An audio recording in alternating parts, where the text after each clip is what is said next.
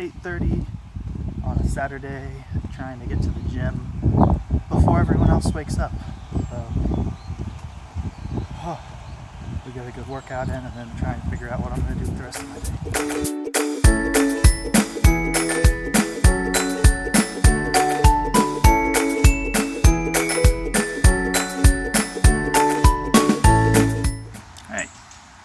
Obviously we are here, and we are going to try and go all the way to there, the old mill.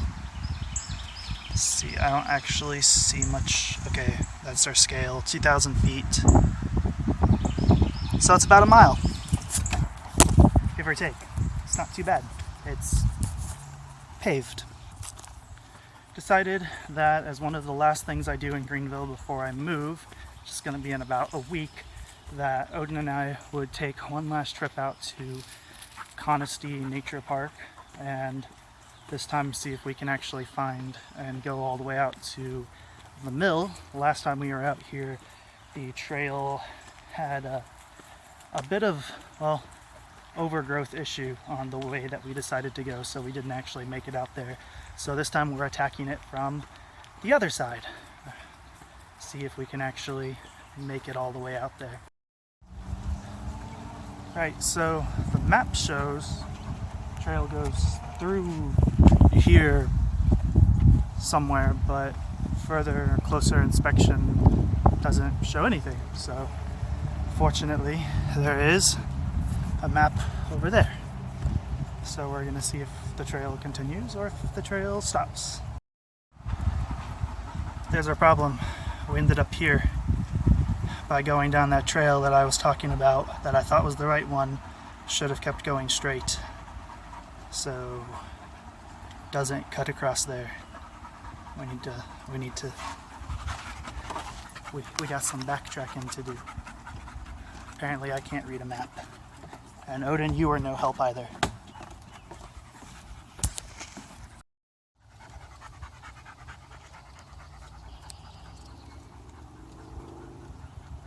So behind me is the lake.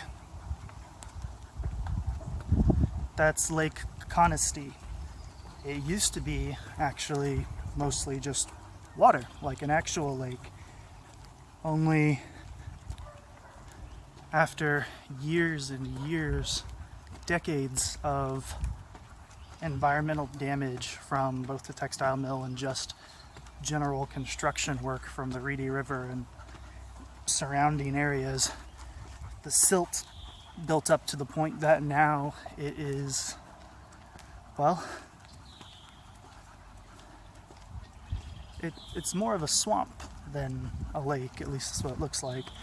But City of Greenville or Parks and Recreation, powers that be, but they turned it into this nature park, put in this trail that Odin and I are walking along now, and it's actually turned into one of the few sort of nature preserve type areas around this particular area. So, alright, so we made it to the old dam and mill site, and dam is kind of over behind there and the mill is kind of over there. Oh, what's that?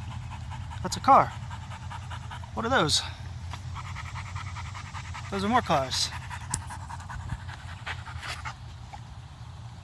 Apparently this whole area, which I thought was pretty much completely fenced off, isn't fenced off, and there's parking right here because there's another trailhead over here. I had no idea. I also don't think I'm actually going to be able to get any closer to the dam, but it's not going to stop me from trying. But I'm not going to go and trespass, and especially not going to go and trespass somewhere like this and then post the video to YouTube. But I'm going to walk around a bit and see how close we can actually get. And it looks like there are people out there taking prom pictures. Like, all the way out there.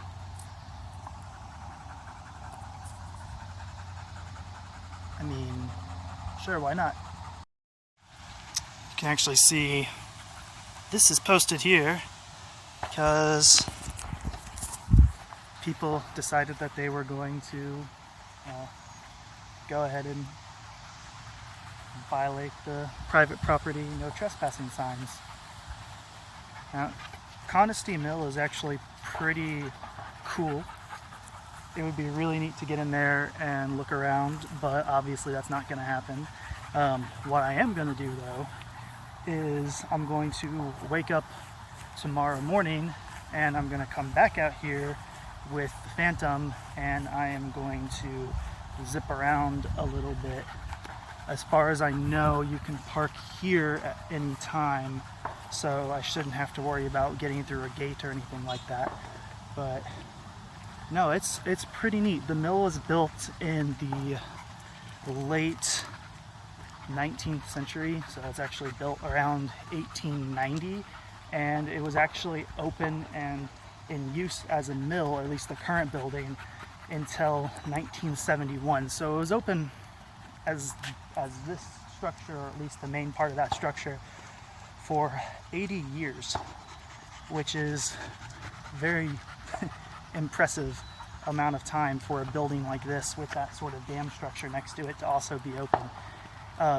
It was actually added to the National Register of Historic Places in 2014, and a real estate developer actually just purchased it actually only about a month or two ago, with the plans of developing this area into probably some sort of mixed use residential commercial village type of area. The only problem with that is that the dam itself was actually found to be eroding by the city back in December, and it's at this point not known whether or not the dam is going to have to come out or not. I don't know if it's actually at a point where it's even repairable. So it's going to be interesting to see what the overall development is, and if I ever come back to Greenville like years from now, it's definitely one of those things that I'm going to go check out and see. The city is growing ridiculously fast, and while it's not in the cards for me to be here past the 10th or 11th of next month, years down the road, it may be something that I'd like to come back and revisit this area.